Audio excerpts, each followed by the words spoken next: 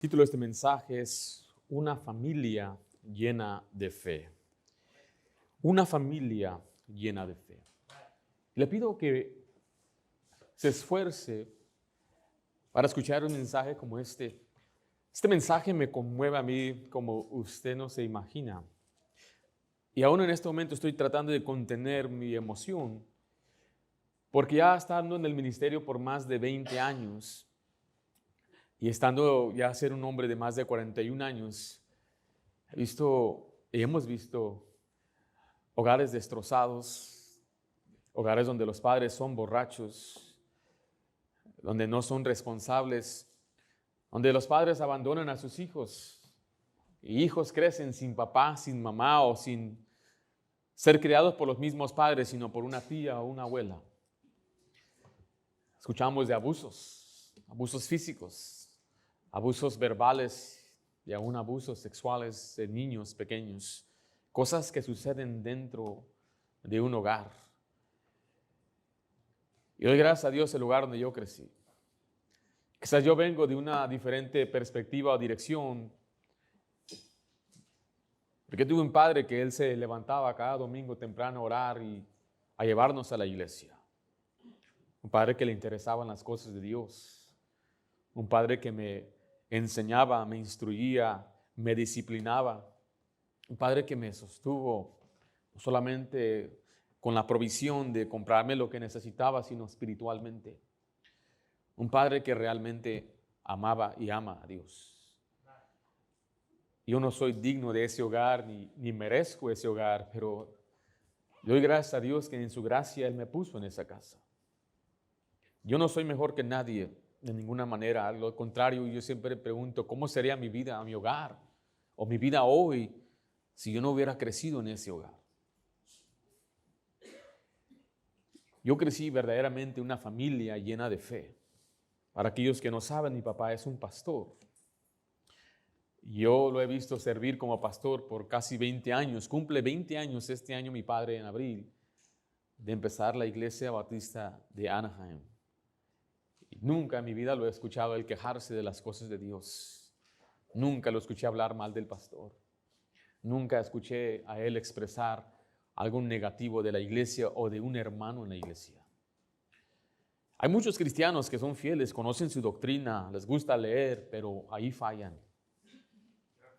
Y todo lo que usted construye en ese sentido teológico, doctrinal, de nada sirve.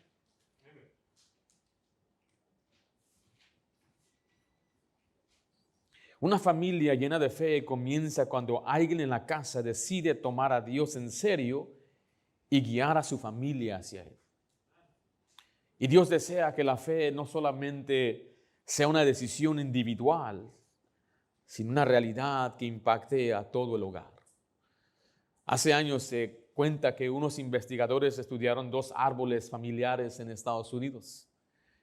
Uno de ellos era de un predicador llamado Jonathan Edwards, que fue un predicador dedicado a Dios.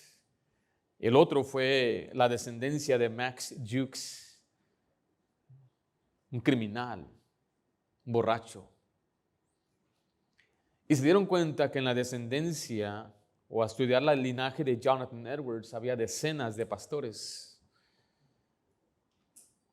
13 presidentes universitarios, 65 profesores universitarios, más de 100 abogados, 30 jueces, 60 médicos, varios senadores y legisladores, un vicepresidente de los Estados Unidos y muchos líderes influyentes en la sociedad. Todo esto surgió de una familia donde Dios era honrado y la Biblia era el centro. Pero el estudio de Max Jukes encontró que había muchos criminales, muchos ladrones, personas en prisiones, personas que vivían en pobreza extrema, algunas prostitutas y muchos dependientes de ayuda pública. Este estudio concluyó que esa familia le había costado al gobierno grandes sumas debido al crimen y la pobreza de sus hijos. Y usted puede ver la diferencia en esa descendencia. Un hogar lleno de fe y un hogar donde no hay fe. Hoy muchas familias están llenas de actividades, compromisos y preocupaciones, pero vacías de fe. Hay hogares donde se habla del trabajo, la escuela, entretenimiento, pero poco se habla de Dios. La Biblia muestra que la fe tiene el poder de transformar no solamente a una persona, sino una familia entera. Y aunque este mensaje es para la familia, el centro del hogar es el varón. Si el varón no es el hombre piadoso espiritual, no va a poder impactar a su familia. Y le digo ahorita a mi hermano, no importa, no interese que usted sea bueno en sus negocios, que usted impacte a otra gente, si no puede impactar ni a los suyos. Ahí es donde el verdadero cristianismo se muestra. Hombres piadosos en el hogar, en la casa de Dios, nos vemos, nos saludamos, decimos, qué tremendo varón. Pero en la casa nuestra esposa nos conoce y nuestros hijos saben quién somos. Por eso no puede cuadrar, decir, pastor, yo hice todo y mis hijos salieron así. Es imposible eso.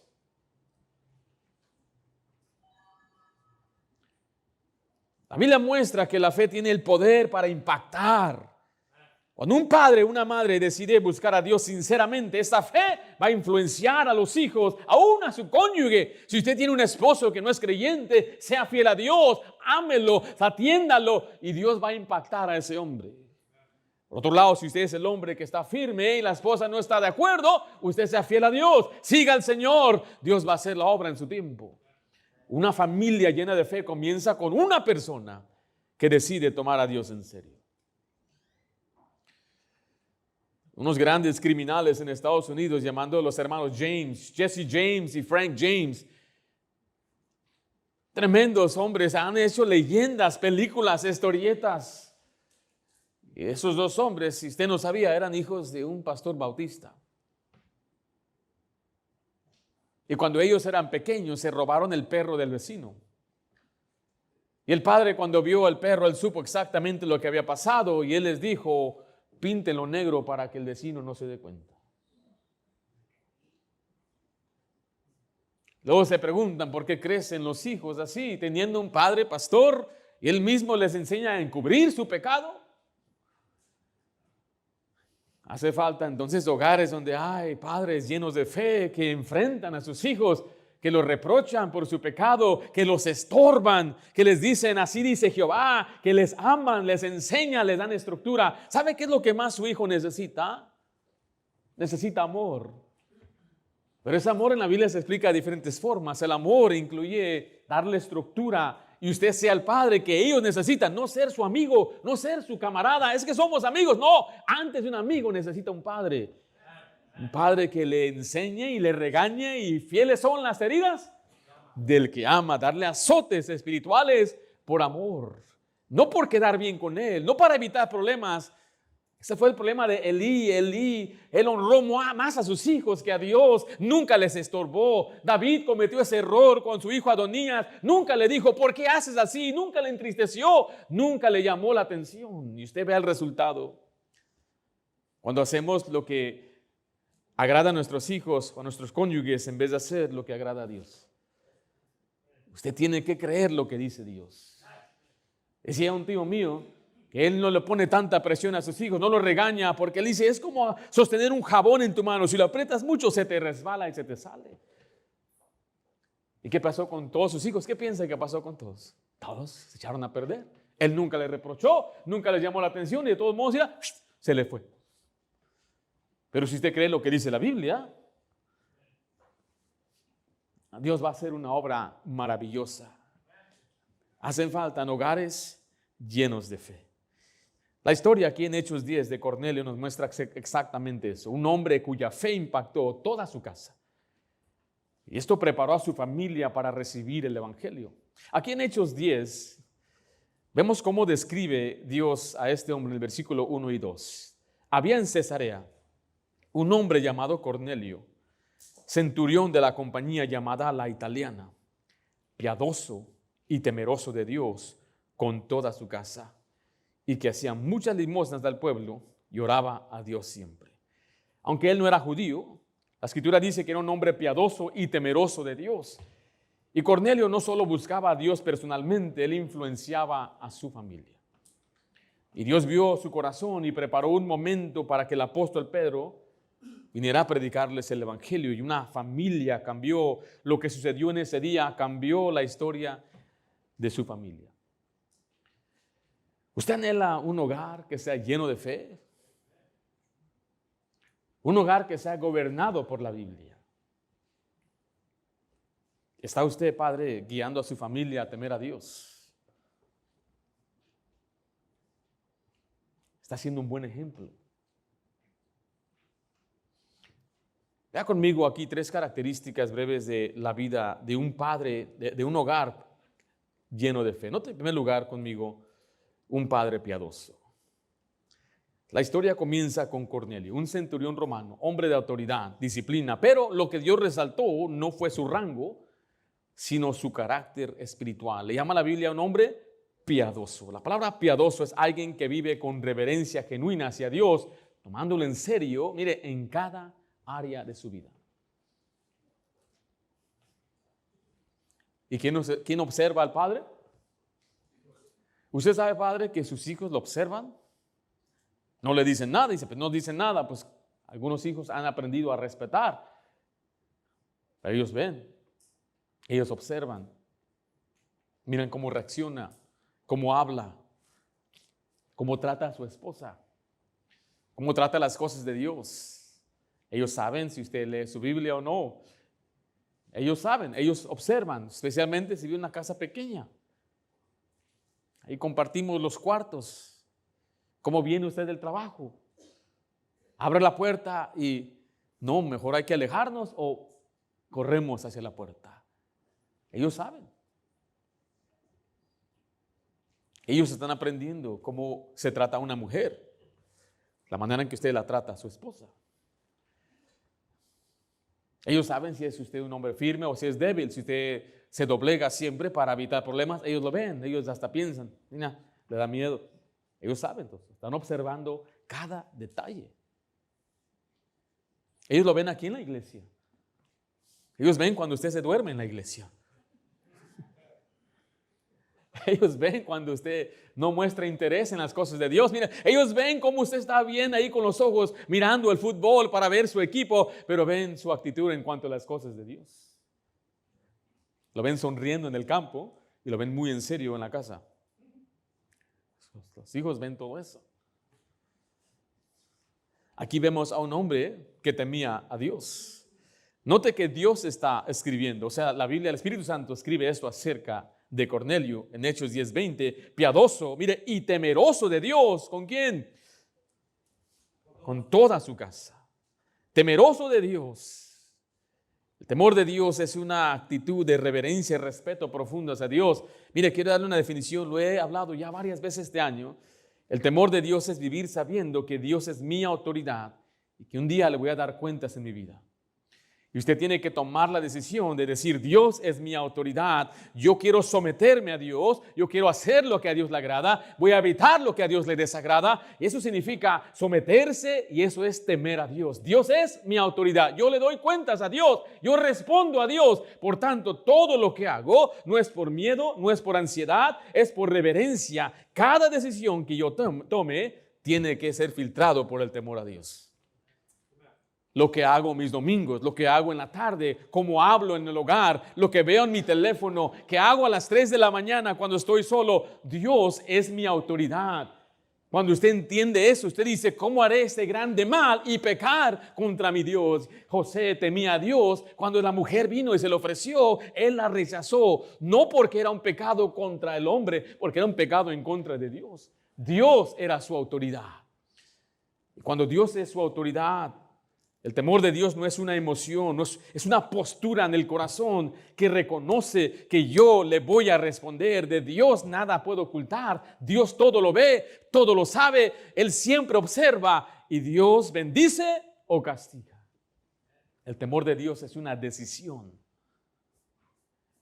Cornelio entendía que Dios era santo, poderoso y digno de esa obediencia. Por eso su vida estaba orientada hacia agradar a Dios. El versículo dice que ese temor impactó a su familia porque usted ve el pasaje, dice que era temeroso ¿con quién? Con toda su casa. No solamente él, su casa, su esposa, sus hijos. Todos temían a Dios. Todos querían seguir a Dios. Vaya conmigo a Proverbios 14, 26, porque mire, la fe no se transmite solo por palabras, sino por ejemplo.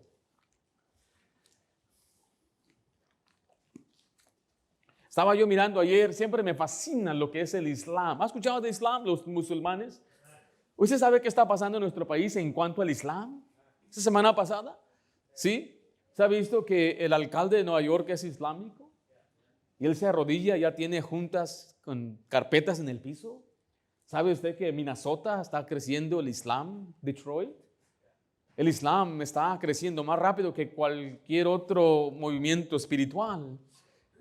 Crecimiento de ellos no tiene nada que ver con conversión. Ellos no van a convertir a la gente con su fe, hablándoles así como aquí está una esperanza de vida eterna. No, el crecimiento de ellos es por sus hijos. La familia promedio de Islam tiene 8 hijos. Promedio, algunos 13, 14, hasta 15, con varias esposas. Depende del país donde vivan. Lo impresionante es, o el contraste más bien, es que el cristianismo pierde a sus hijos. Aquellos que se llaman cristianos nacidos de nuevo, llegan a una edad de 18 años y no tienen una fe firme, no tuvieron buen ejemplo, entonces ahí empiezan a cuestionar lo que creen, empiezan a cuestionar su crianza, van a una clase de religión en la universidad y con eso los derrumba todo. Y más de 88% se dice que se alejan de Dios al llegar a la universidad. 88%. Qué débil fue esa fe que les dieron. Sin embargo, el Islam, ¿no? Se multiplican. ¿Por qué será? ¿Qué es la diferencia? Hace años estábamos evangelizando en la ciudad de Anaheim y viene un hermano, pastor, hable con esta familia, hay un muchacho, háblele del Señor. Y mientras iba caminando me decía, pastor, él es mexicano, él es de Puebla, pero él ahora es islámico. ¡Wow! Tiene una barba así, no tiene bigote, tiene barba, tiene turbante y todo. Cuando lo ves, sí parece como ellos, porque pues es como los mexicanos parecemos a ellos, pero él habla español. Cuando llegué ya no estaba, pero salió la mamá, la abuelita. Y ella empezó a decir a mi hijo, conviértete al Islam. El Islam es verdadero. Le dije, señora, ¿por qué piensas de eso? Dijo ella, porque mi hijo cambió. ¿Cómo, señora? Mi hijo era esto y aquello, mira, y ahora es responsable, ama a su esposa, es un hombre leal, ha cambiado. Y imagínense una señora así pequeña, mexicana, ahí con su atuendo islámico. Toda la familia. Le digo todo esto es porque cuando el padre es ejemplo, siempre impacta a su familia. Siempre. No hay duda. Un hombre llamado Wesley cuenta una vez que le preguntaron, a un borracho,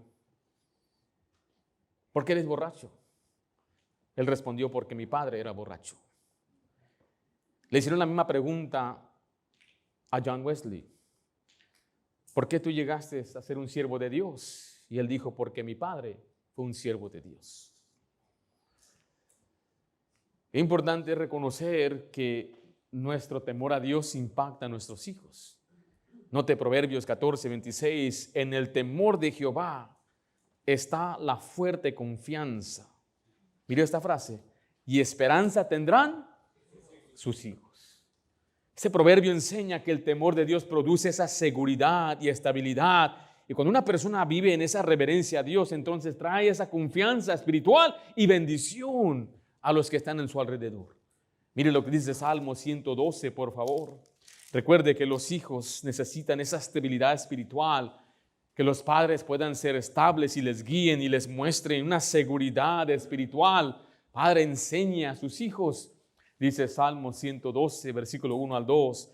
Bienaventurado el hombre que, ¿qué dice? Que teme a Jehová y en sus mandamientos se deleita, mire, en gran manera. Su descendencia será poderosa en la tierra. La generación de los rectos será, qué tremenda bendición. Su generación será bendita. El hombre que teme a Jehová, el hombre quien Dios es su autoridad, aquel hombre que se somete a Dios y hace lo que Dios dice, pero note el pasaje, dice, y en sus mandamientos, ¿se qué? Se deleita. ¿Qué significa eso? ¿En qué se deleita usted, varón? Ahora, yo no tengo nada, yo tengo que decir esto, yo no tengo nada contra los deportes, nada.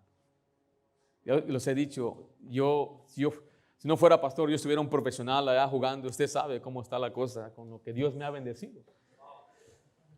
Para básquet estoy muy bajo, pero les doy lucha a los grandes. Le digo todo esto porque usted se puede deleitar sentándose mirando un partido, una película, un pasatiempo, jugando videojuegos, jugando lo que sea. Puede ser hasta cosas que son de inteligentes, jugando ajedrez, lo que sea. Pero usted se deleita en los mandamientos de Dios. ¿Qué se alegra?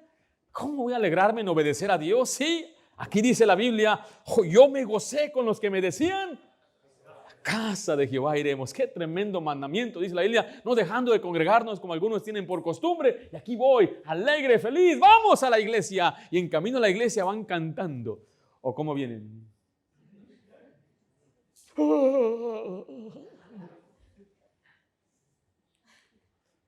Tiene que deleitarse en las cosas de Dios. La promesa es su descendencia va a ser poderosa, va a ser una generación de rectos bendita. Cuando vean a un padre emocionado por las cosas de Dios.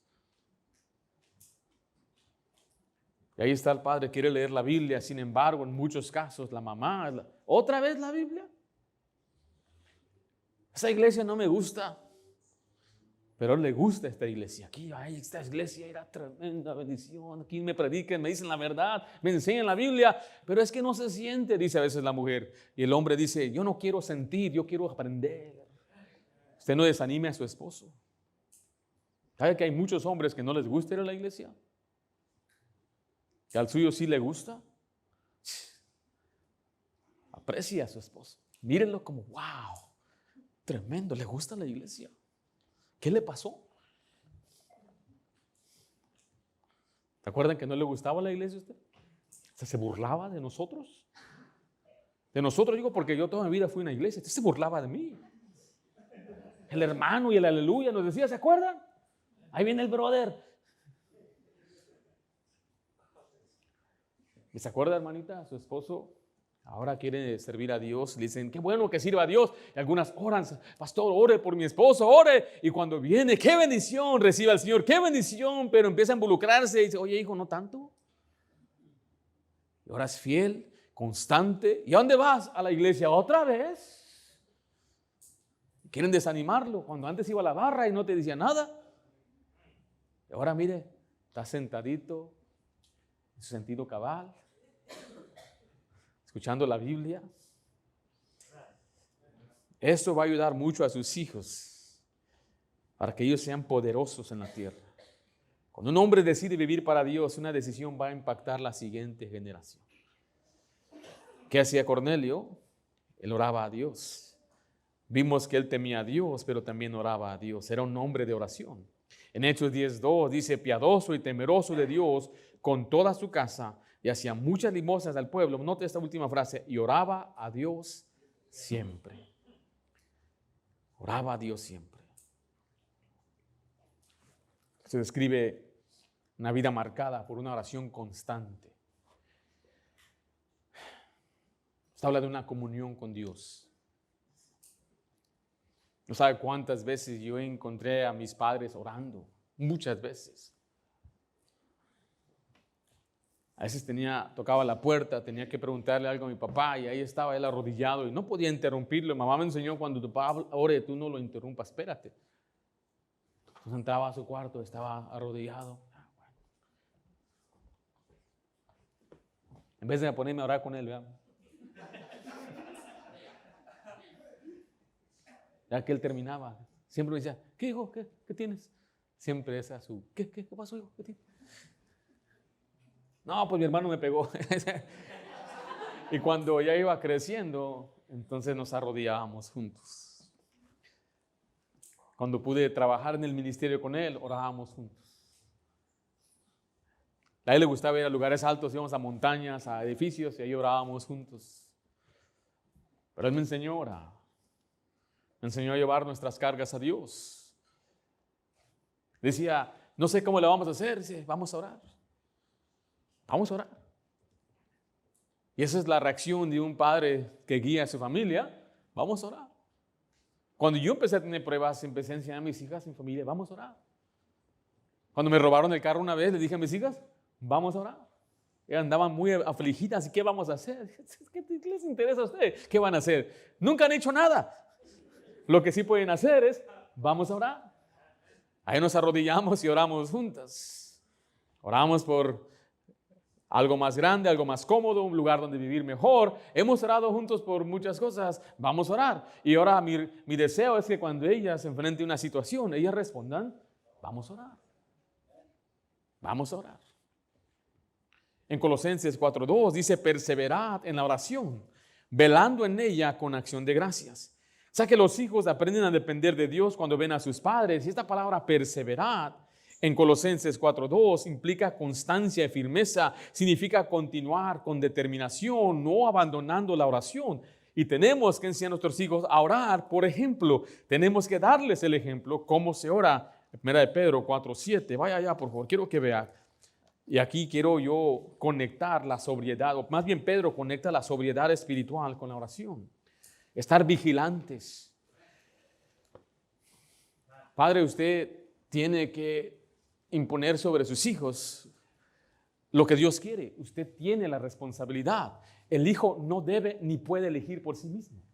Ese asunto que deja que el niño escoja es muy malo. Dios nunca lo estableció así. Para eso le dio padres, para instruir, enseñar y decir, este es el camino que tú debes seguir. Porque Dios dijo esto en su palabra, por lo tanto tú debes seguir este camino. Y el padre dice, mientras vivas en mi casa, aquí vamos a seguir el camino de Dios. Si él crece, ya es un adulto y no quiere seguir el camino de Dios, usted tiene que advertirle y con oración despedirlo de su casa, porque este es el camino que debe seguir.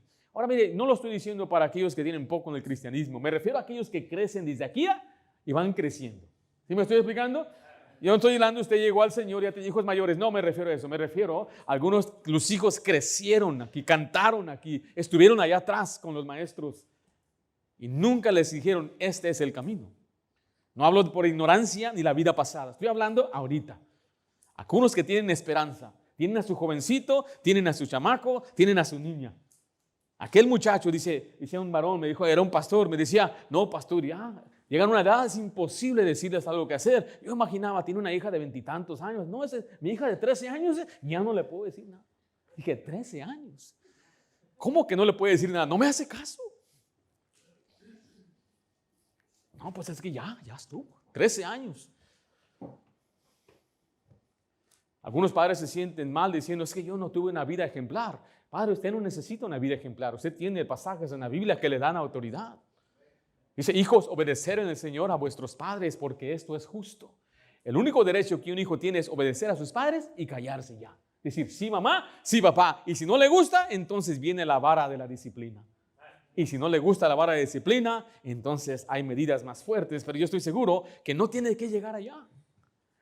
Si solamente ora por ellos, les enseña bien, les ama. Yo lo he dicho esto muchas veces aquí. Mi papá todos los días me disciplinaba. ¿Sabe qué es todos los días? No faltaba ni un día. 365 días al año. Todos los días. Pero mi padre nunca me abofeteó. Nunca me dio un golpe así. Nunca me dio un jalón de cabello. No me metió agua fría. Antes de ser creyente sí me bañaba con agua fría, pero ya salvo, ya no lo hacía. Tampoco me ponía en la esquina y me decía, ponte a pensar lo que hiciste, hermano. Eso es mal psicológicamente. Un niño se vuelve loco ahí en la esquina. La Biblia habla de dar disciplina, instrucción. A mamá no le gusta que diga esto, pero ella era diferente. Ella era más emocional. Ella lo que encontraba lo aventaba.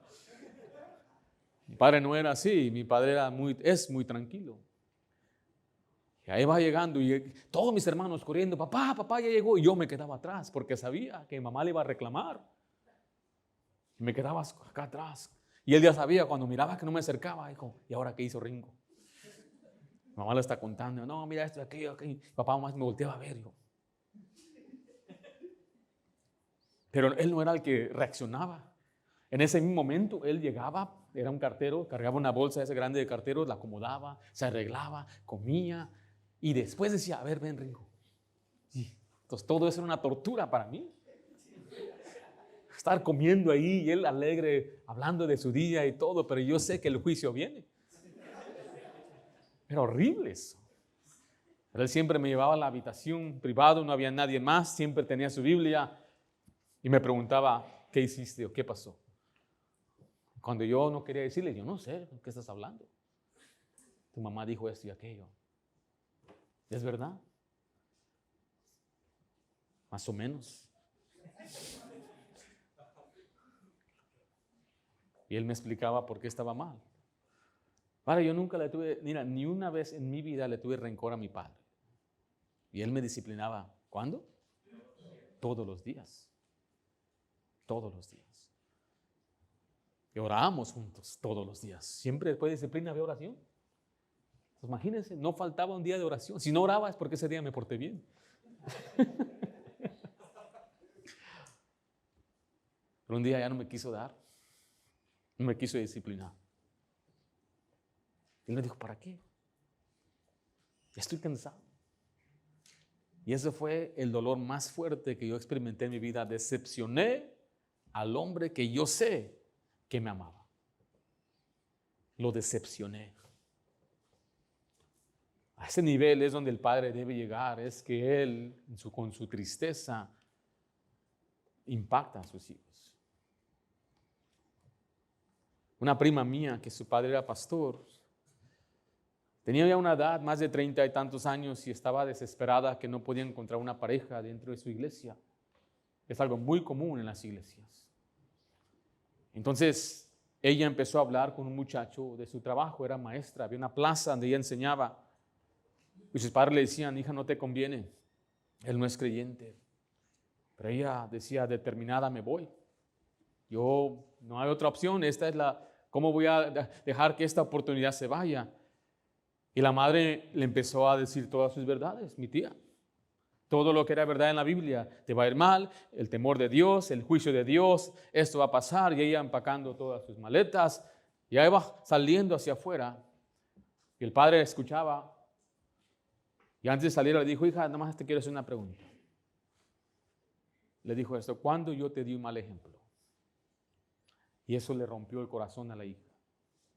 Eso fue lo que cambió todo. Rompió con su relación, dejó a ese muchacho, es más, cambió de trabajo y volvió a someterse a sus padres, aún siendo ya una adulta. ¿Qué fue lo que impactó? No fueron las palabras, fue acordarse del ejemplo. Un padre piadoso tiene mucho poder. Hay quienes están aquí y tienen buenos padres, pero son malos hijos. O quizás no eres mal hija o mal hijo, pero no aprecias al padre que tienes, no lo valoras en verdad, lo que es. Él viene a la iglesia, él viene alegre, él sirve a Dios. Eso es uno en millones de padres que hay, un padre que ama a su familia.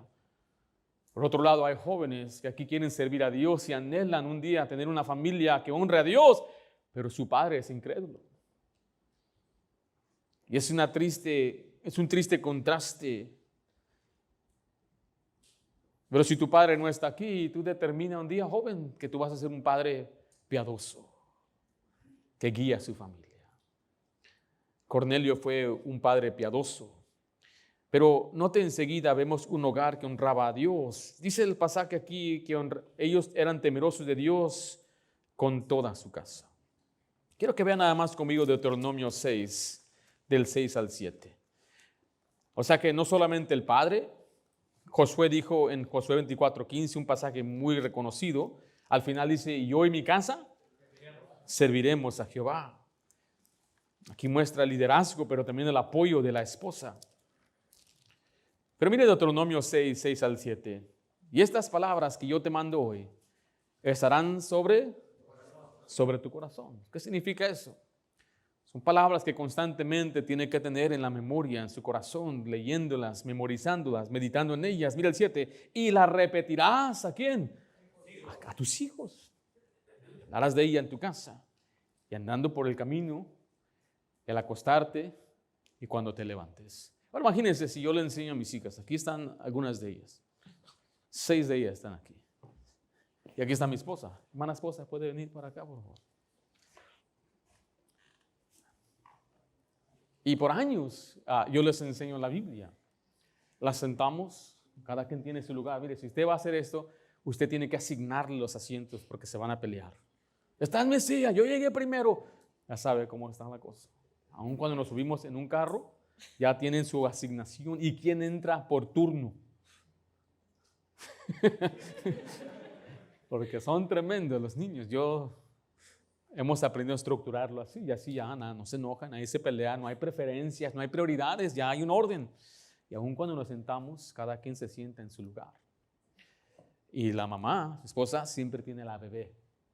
La bebé aprende a sentarse. Dicen, pastor, ¿cómo es que sus hijas están bien sentadas? Es que ya están acostumbradas en la casa, lo hacemos cada vez que tenemos el estudio bíblico, ya se impusieron. Y yo les enseño la Biblia. Ahora imagínense, yo les enseño algo a ellas y luego ella me dice, no es así. Tu papá no entiende. Es muy común en hogares cristianos, donde cuando el padre no está, la madre está explicando. No, ¿qué hacemos? Explícales las maldades. Algunos de ustedes, mamás, toman a sus hijos para desahogarse con ellos como un psicólogo. Dígaselo. Lo digo 3, se me apagó aquí. Dígaselo a Cristo, mi querido hermano. Ahí van con la hija, ¿qué crees tu abuelita? Y empiezan a contarle un montón de cosas. Y la muchacha, ay, esta abuelita, ¿cómo? Ya la tenemos hasta acá. A veces mamá quería venir a contarme, y mamá, porfa, no, yo no quiero escuchar eso. Me dice, ¿y a quién le voy a decir? Pues dígale a su esposo, le decía ella. Y mi papá no ponía atención. Entonces el padre tenía que decirle, no andes haciendo eso. Pero si yo quiero que mis hijas sigan nuestra fe, bueno, no solamente el ejemplo, ahora sí que vemos la enseñanza. Siempre he dicho eso, lo que está en el corazón, ¿dónde sale? Sale de la boca, y de lo que usted habla a sus hijos es lo que tiene en su corazón. ¿Sí me explico? Yo vi el otro día a mi sobrino, se llama Jorge Jr., Coquín le dicen, en una camisa de las Chivas. 5 años. Y le dije, hey, ¿te gustan las Chivas? Me miró como, ¿no te gustan las Chivas? No, dice, I like dogs. Me dice, me gustan los perros. No, tu camisa, mira. Dice, oh, my dad got it for me. Mi papá me la compró. Mi hermano Jorge es uno de aquellos que, como va a la iglesia el domingo, él graba cada partido y no quiere saber nada. Nadie le hable. Cuando él llega, empieza a ver todo. Él borró películas familiares, porque él borró, hasta sabía ponerle algo para que grabara encima de películas, grababa fútbol, básquet. Y él, mire, cuando el sábado, college football, y él miraba, ahí grababa sus 3, 4 deportes. El domingo miraba Cowboys y no sé, muchos otros equipos. Y el lunes, Monday Night Football. ¿Sabe quién nos enseñó eso a nosotros? Mi papá. Ese era su deporte. De los 5 años nos compró un balón de fútbol americano y eso es nuestro deporte. No es el fútbol para nosotros. Mi casa fue fútbol y mi equipo eran the Raiders, Los Angeles Raiders. Éramos cholos. A mi hermano le gustaban los Rams, a papá le gustaba Chicago Bears. Todo esto le estoy diciendo porque lo que está en el corazón es lo que usted le transmite a sus hijos. Y Dios quiere que su palabra esté en su corazón, para que usted le hable a sus hijos. Dice algunos, pastor, yo no sé cómo enseñar. Sí sabes enseñar, nada más que enseñas lo que te importa. Enseñas lo que te gusta. Nos hace falta amar a Dios para enseñar la palabra de Dios. La repetirás a tus hijos y hablarás de ella estando en tu casa y andando por el camino. Finalmente quiero que vimos un padre piadoso, un hogar que honra a Dios y una familia que creyó en el Evangelio. Cornelio era piadoso, pero aún así necesitaba el Evangelio. Ahora Dios vio el corazón de él y envió a Pedro a predicarle a su casa. Cornelio no guardó ese momento para sí mismo. Le dijo el ángel, va a venir Pedro a hablarte a ti. Pero él aprovechó en reunir a su familia. No quería nada más él recibir la palabra, sino su familia. Y la familia escuchó la predicación. Mire en Hechos 10:33, así que luego envié por ti y tú has hecho a venir a mí.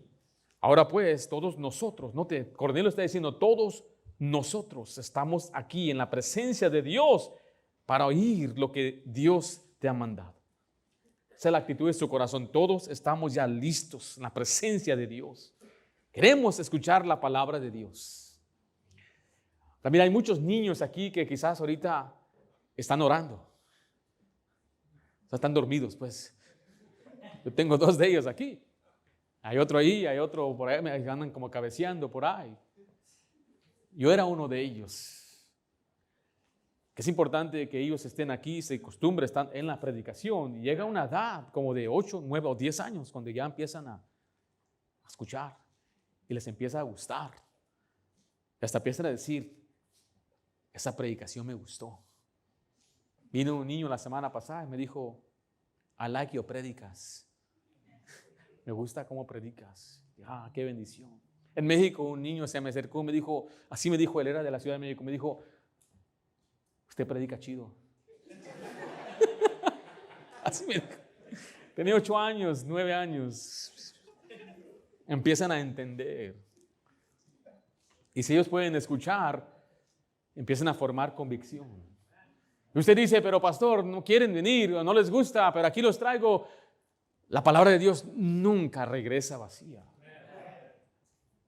Puedo contarle de muchas experiencias personales. Yo no quería ir a la iglesia en un tiempo en mi vida. Y papá me dijo así, bueno, está bien, si tú ya eres un adulto y no quieres ir a la iglesia. Yo crecí en la iglesia, recuerde. Me dijo, cuando yo regrese, tú ya no vives aquí. Jamás vas a ayudar así nada más. Dice, no es así nada más. Tú conoces bien. Tienes que tomar una decisión. No quiero que le des mal ejemplo a tus hermanos. Así que regresando, ya no vives aquí. Y así iban a la iglesia y yo atrás de ellos.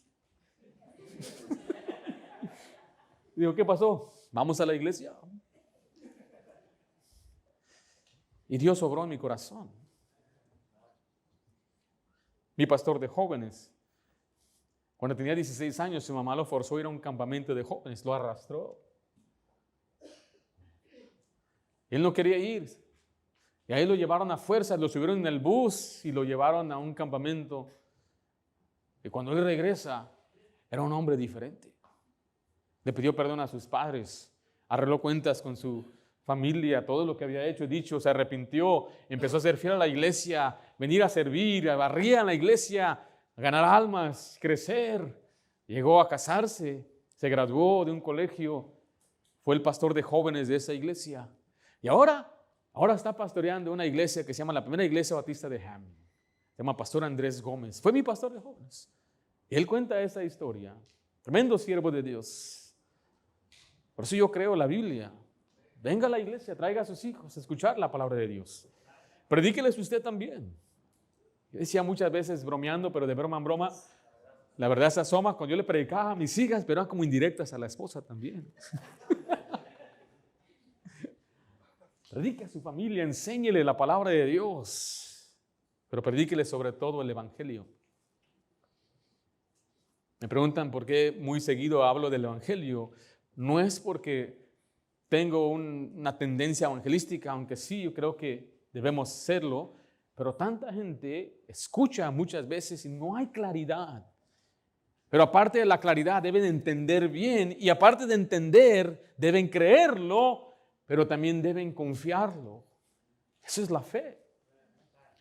Entonces los niños, los jóvenes necesitan escucharlo una y otra vez. Ellos escucharon la palabra de Dios y recibieron a Cristo. Note Hechos 10:43 de esta manera. Esto es lo que Pedro les está predicando a ellos. De este dan testimonio todos los profetas, que todos los que en él creyeren recibirán perdón de pecados. Pedro está explicando claramente el evangelio. Mira el versículo 44. Mientras aún hablaba Pedro estas palabras, el Espíritu Santo cayó sobre todos los que oían el discurso. Cuando el Espíritu Santo cae, significa que ellos creyeron el mensaje y el Espíritu Santo vino a morar en ellos, o sea, fueron salvos. Yo fui salvo en el año de 1993, tenía 8 años. Aunque soy cuarta generación de cristianos, ya la generación de mis padres no tenían palabra. La iglesia donde ellos crecieron había perdido ese fervor. Tenía una clase de niños los domingos en la mañana. Papá dice que él llegó hasta los 12 años y ahí se le acabó la educación cristiana, pero nunca le hablaron del evangelio. Mis padres se casan en esa iglesia y vienen a Estados Unidos buscando una iglesia parecida, decían ellos. Y por años no encontraban una iglesia y papá ponía un pretexto. Tiene que ser igual como la del pueblo. Hermano, no hay ni una iglesia igual. Ni una. No hay ni una. Ni esta ni la del pastor allá, la que es mi papá, no son iguales. Y eso que salí de allá y es mi padre y crecí en su hogar. Y él es mi mentor y no es igual. Es un pretexto a veces que la gente pone. Y ese era el pretexto de él. Hasta que un día mi mamá estaba un poco desesperada, le decía, ¿qué va a hacer de nuestros hijos? Y es donde mi papá empezó a reflejar. Bueno, yo tengo algo de fe, tengo creencia, pero ¿qué mis hijos? Y una compañera de trabajo lo invitó a lo que es la Iglesia Bautista La Gran Comisión en la ciudad de Southgate, en el área de Los Ángeles. Y nosotros vivíamos aquí en Anaheim por el 55 y el 91. Y fuimos hasta donde estaba aquella iglesia, bajando del 710, todavía otros 15 minutos más para llegar a la iglesia, más de una hora. Y todavía llegamos, me acuerdo, estacionados afuera y papá como que no quiere entrar. Dijo, esta no es, porque decía ahí Nazareno y nosotros era una iglesia bautista que le inventaban. Estaban rentando un edificio.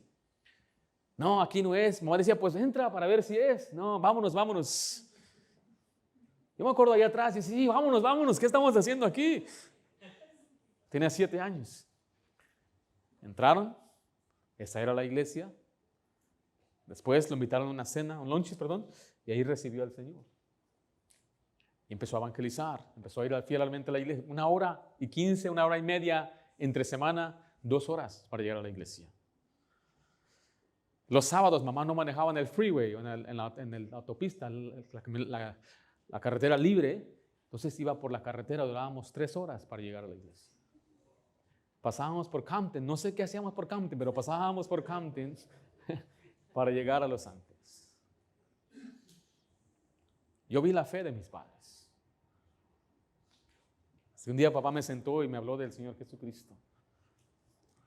Él me predicó. Yo creo fielmente la promesa. Y si una persona cree en Cristo, tiene vida eterna. Puede ser un niño de 6, 7, 8 años si comprende bien. Yo no quise, en mi caso, que alguien me robara a mí la dicha o la bendición de compartirle a mis hijas. Le he podido compartir a la mayoría de ellas. Pero no termina ahí. La fe práctica continúa. Padre, yo quiero animarle a que usted sea fiel al Señor. Que tenga usted un hogar lleno de fe, una familia llena de fe. Imagínense hogares donde los padres toman a Dios en serio, donde la familia escucha la palabra de Dios, donde cada miembro del hogar pone su fe en Cristo.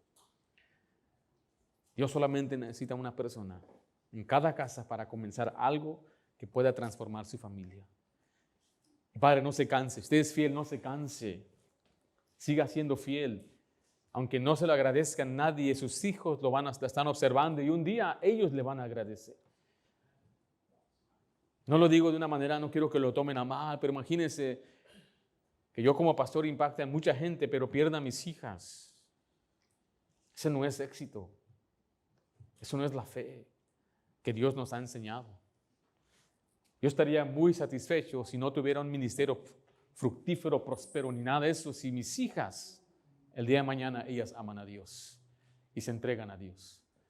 Entonces ese es mi anhelo, mi deseo principal es impactar a esta familia aquí, a esta pequeña familia que Dios me ha dado. Y si usted está escuchando este día, este mensaje, termina con la salvación. O sea, la historia termina con la salvación de esta familia, pero ahí es donde realmente comienza la vida cristiana. Si usted quiere, anhele que Dios haga una obra, tiene que llegar la salvación a ese hogar primero. Usted tiene que recibir a Cristo. Sus hijos tienen que recibir a Cristo. Y así podemos tener una familia llena de fe. Si Dios habló a su corazón, varón, quiero yo animarle. Voy a hacer una invitación y quiero que usted tome este tiempo para orar, reflejar. Usted quizás tiene hasta nietos, usted también es un padre espiritual de esos nietos. Padre Santo, damos gracias por lo bueno que eres. Te pido que bendigas este tiempo. Hermanos, si Dios habló a su corazón, no quiero hablar más, simplemente venga este momento, vamos a orar, ore, pase un tiempo orando con Dios. Familias, vengan, no se queden ahí, les quiero invitar a que vengan. Tomen la decisión, determinen que van a ser una familia llena de fe. Ore al Señor.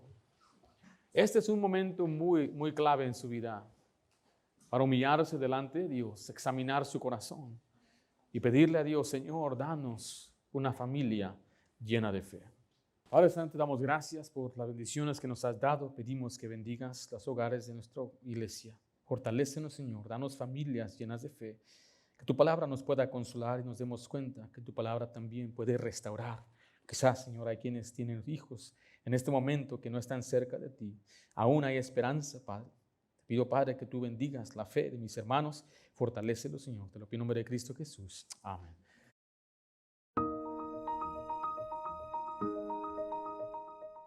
Gracias por escuchar los mensajes de la Iglesia Bautista de Santa Ana. Esperamos que la predicación haya sido bendición para su vida. Y si es así, comparta este mensaje con otra persona. Si es su primera vez, queremos darle gracias por honrarnos con su presencia y por ser nuestros invitados.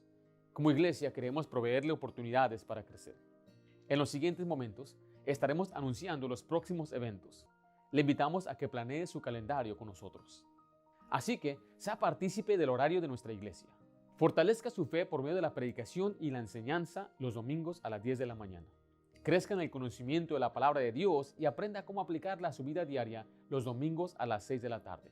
Acompáñenos los miércoles a las 7 para nuestro estudio bíblico, donde estamos estudiando la Biblia versículo por versículo del libro de Hechos. Para ponerse al día con nuestro estudio, vaya a nuestro canal de YouTube y vea los sermones anteriores. Jóvenes, acompañen los viernes a las 7 de la tarde para nuestro servicio juvenil. Para más información sobre nuestra iglesia y los eventos del año, visítenos en la web en santaanabaptist.org y planee su calendario con nosotros. O descargue nuestro boletín digital con nuestro código QR. También visítenos en YouTube, Facebook para ver los mensajes de nuestra iglesia o escúchenos en Spotify. Todos los mensajes son grabados y subidos a nuestro canal, Iglesia Bautista de Santa Ana. Si se perdió un servicio, no se pierda el mensaje. Gracias por estar con nosotros el día de hoy.